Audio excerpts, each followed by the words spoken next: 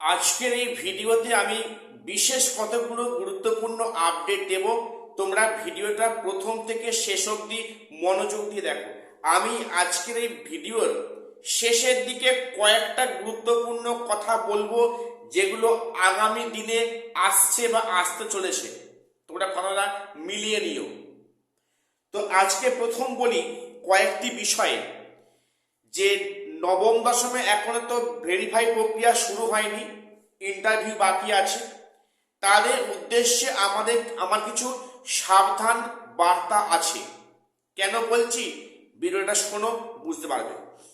এবং কাউন্সেলিং, অর্থাৎ এই যে ফাইনাল মেরিট লিস্ট প্রকাশিত হয়েছে একাদশ দ্বাদশের, কাউন্সেলিং এখন এই মুহূর্তে হচ্ছে না, হওয়ার কোনো সম্ভাবনা নেই। কেন বললাম তাও তোমাদের আপডেট দেব। এবং এই যে কাউন্সেলিং হবে, এটা open counselling. SC ST OBC কোনো ক্যাটাগরাইজ স্কুল বাঁচতে পারবে না, একমাত্র ফিমেল ক্যান্ডিডেট বাদ দিয়ে। ফিমেলরা নিজেদের ফিমেল প্লাস মেল ফিমেল দুটোর মধ্যে স্কুল বাঁচতে পারবে। আদারওয়াইজ কিন্তু এসসি এসটি ওবিসি ইডাব্লিউএস এরা কিন্তু একটা স্কুল বাছাই অপশান পাবে। এসব নিয়ে বিস্তারিত আলোচনায় আসছি। অনেকে আমার চ্যানেলটা রেগুলার ফলো করছো বা দেখছো, তার জন্য ধন্যবাদ। কিন্তু অনেকে চ্যানেলটা সাবস্ক্রাইব না করে বেরিয়ে যাচ্ছ। আমি তোমাদের বলছি, সাবস্ক্রাইব করে রাখো, তোমাদের এর জন্য কোনো বাড়তি অর্থ ব্যয় হবে না। এবং এসএসসি সংক্রান্ত গুরুত্বপূর্ণ আপডেট পাওয়ার জন্য চ্যানেলটাকে সাবস্ক্রাইব করে রাখো। এসো আজকে গুরুত্বপূর্ণ বিষয়। এবং তারপরেই বলবো যে আজকের আমি কিছু কথা বলে রাখছি যেটা আগামীতে আসতে পারে, সম্ভাবনা খুব বেশি। দেখো, প্রথম বলি যে একাদশ দ্বাদশে ইন্টারভিউ লিস্টটা ফলো করে দেখো। অন্তত আমি দেখলাম 9.5 ইন্টারভিউতে সবচেয়ে কম, লোয়েস্ট মার্কস আউট অফ 20 মধ্যে 9.5 এই মার্কস ক্যারি করেছে।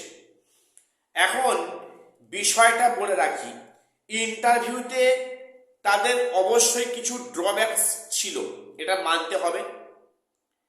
এবং এটাও মানতে হবে, ইন্টারভিউ রুমে আমি জানি না কতটা কি মূল্যায়ন হচ্ছে না হচ্ছে। সেখানে বেশিরভাগ দেখছি ইন সার্ভিসরা 16-এর ওপর মার্কস পাচ্ছে, এবং সেখানে ফ্রেশার্সরা কেউ 10, 11, 10.5, 12 এরকম মার্কস পাচ্ছে। এ নিয়ে আমার প্রশ্ন আছে। প্রশ্নটা আমার একার নয়, সবাই। যখন কমিশন ইন্টারভিউ রুমে ভিডিওগ্রাফি করতে আপত্তি জানাচ্ছে, সেখানে বিষয়টা পরিষ্কার ভিতরে অ্যাকচুয়ালি কি ঘটনা ঘটছে। ঠিক আছে, তোমাদের পরিষ্কার বার্তা বললাম। এতে যদি কারো কেউ মনক্ষুণ্ণ হও, আমি তার জন্য আন্তরিকভাবে সরি। এবারে নবম দশমে যাদের এখনো ভেরিফাই প্রক্রিয়া কমপ্লিট হয়নি, হাতে এখনো লম্বা টাইম পাচ্ছ, তোমরা কিন্তু ইন্টারভিউর জন্য বাড়িতে প্রিপারেশন বারে নাও। তোমরা বাড়িতে নিজে থেকে ডেমো দেওয়ার চেষ্টা করো। ঠিক আছে, কেন তুমি চেষ্টা করবে ইন্টারভিউতে 100% তোমার এফোর্টটা দেওয়ার, বাকিটা এক্সপার্টদের হাতে আছে। সেটা আমাদের কারো হাতে কিন্তু নেই। তোমার হাতে যেটুকু আছে সেটুকু তোমার কিন্তু 100% দেওয়ার চেষ্টা করতে হবে। এখন থেকে কাজে লেগে। এবারে বলি, একাদশ দ্বাদশে কিন্তু 27 তারিখ থেকে ভেরিফাই প্রক্রিয়া কাউন্সেলিং হচ্ছে না।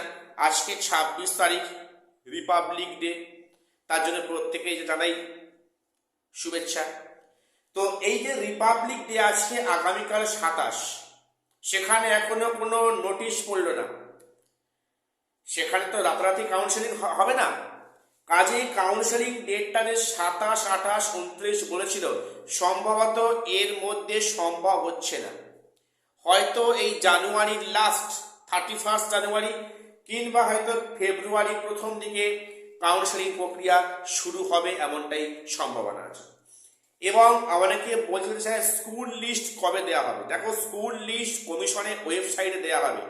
সম্ভবত তোমাদের কাউন্সেলিং বিজ্ঞপ্তি আসার আগে কিন্তু এই স্কুলের ভ্যাকান্সি ওয়াইজ একটা লিস্ট দেওয়া হবে, সেটা প্রত্যেককে প্রিন্ট আউট করে ভালো করে বাড়িতে স্টাডি করবে যারা কাউন্সেলিংয়ে যাওয়ার জন্য রেডি হচ্ছে বা তৈরি হচ্ছে। তো এইটুকু মানে বিষয়। এখন এবারে যেটা বলছিলাম যে এখানে কিন্তু ওপেন কাউন্সেলিং হবে, কোনো ক্যাটাগরি স্টুডেন্ট কিন্তু একটা স্কুলই চুজ করতে পারবে, অপশান পাওয়া যাবে। সেখানে বোথ ক্যাটাগরিতে কিন্তু হচ্ছে না, একমাত্র ফিমেল বাদে এখানে ওপেন কাউন্সেলিং হচ্ছে, এটা পরিষ্কার মনে রেখো। এবারে আরেকটা বিষয় বলে রাখি, কাউন্সেলিং সেন্ট্রালাইজ হবে। এক্ষেত্রে শুনতে পাচ্ছি কাউন্সেলিং বা সেন্ট্রাল অফিসে হওয়ার সম্ভাবনা, কলকাতাতে সম্ভাবনা খুব বেশি, রিজিওনাল অফিসে হলেও হতে পারে। তো এখন যা পরিস্থিতি দেখতে পাচ্ছি, রিজিওনাল অফিসে কিন্তু হওয়ার সম্ভাবনা নেই, একই সাথে সেন্ট্রালাইজড কাউন্সেলিং হবে, এটাই খবর। তো যাই হোক, এবারে মেন টপিকে আসি। আজকে যে ভিডিওটা প্রথম বললাম, দেখো যত দিন আগাচ্ছে, একটা দুটো করে দিন আগাচ্ছে, পরিষ্কার কিন্তু বার্তা আসছে এই প্যানেল একাদশ দ্বাদশের প্যানেল কতখানি বৈধ, সেই প্যানেল ভবিষ্যতে কি হতে পারে। আমি কেন বললাম, অনেকে বলবে আপনি আবার সেই নেগেটিভ কথাবার্তা বলতে আরম্ভ করছেন। দেখো নেগেটিভ হলেও কথাটা কিন্তু শুনতে খারাপ হলেও কথাটা সত্যি কথা। কেন আজকে বুঝতে পারছো, এক সময় অবশ্যই উপলব্ধি করতে পারবে। কেউ ভেবেছিল 2016 প্যানেলটা 2025 এসে ক্যান্সেল হবে? কেউ ভেবেছিল? কখনো কিন্তু ভাবেনি, কেউ স্বপ্নেও ভাবতে পারেনি। তো এখন যত দিন যাচ্ছে বললাম যে প্যানেল নিয়ে নানা প্রশ্ন উঠছে, বিশেষ করে একটা স্ট্রং গ্রাউন্ড তৈরি হচ্ছে এক্সপায়ারি অফ প্যানেল নিয়ে। সুপ্রিম কোর্টের পরিষ্কার নির্দেশ, এক্সপায়ারি অফ প্যানেল কিন্তু ইললিগ্যাল এবং সেটা 10 মধ্যে ধরা হবে, সেটা অবৈধ, ইললিগ্যাল। যদিও এখানে এক্সপায়ারি অফ প্যানেল কিন্তু সবাই ইললিগালি হয়নি, এটা পরিষ্কার কথা, কিন্তু সবাই টাকা দিয়ে হয়েছে এটা ভুল কথা, এটা মানতে কিন্তু হবে। সেটা কমিশনের ভুলের জন্য আজকে সবাইকে মাসুল দেবে, এই আওয়াজটা এখন থেকে ওঠা উচিত। তো এক্সপায়ারি অফ প্যানেল একটা সাংঘাতিক মানে ডিসিশন আসতে পারে আগামীতে। এখন না হোক, 1 বছর পরে, জয়েনিং এর পরে, 2 বছর পরে, বা পরবর্তী ক্ষেত্রে যখন এসএলএসটি বিজ্ঞপ্তি দেবে, সেখানে এই মামলাকেও চ্যালেঞ্জ হতে পারে, কেউ ভুলে যাবে না, ঠিক আছে। আর এক্সপিরিয়েন্সের 10 মার্কস নিয়ে অনেকে প্রশ্ন করছে, কি হিমঘরে? দেখো এক্সপিরিয়েন্সের 10 মার্কস নিয়ে হয়তো হাইকোর্টে একটা পজিটিভ সিদ্ধান্ত আসতে পারে, সম্ভাবনা খুব বেশি আছে, ঠিক আছে। এবং সেটা সুপ্রিম কোর্টে গিয়ে স্টে আনবে, এটা আমরা পরিষ্কার জানি। এই সাময়িক যে স্টে দেবে হয়তো সুপ্রিম কোর্ট, ঠিক আছে। তো এখন হয়তো প্যানেলটা কন্টিনিউ হলো, সবাই চাকরি করলো, পরবর্তী ক্ষেত্রে কিন্তু কোনো না কোনো যেটা প্রশ্ন অবশ্যই আসবে যে এই এক্সপিরিয়েন্সের 10 মার্কসটা ছিল অবৈধ, ঠিক আছে। তো তখন এই বিষয়গুলো চ্যালেঞ্জ হয়, তাহলে তখন প্যানেলের অবস্থা কি হবে?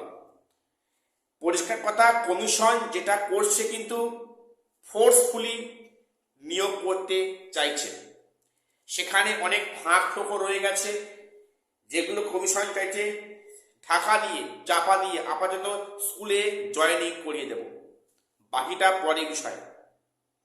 এটা কিন্তু হবার চান্স খুব বেশি এবং এটাই হবে।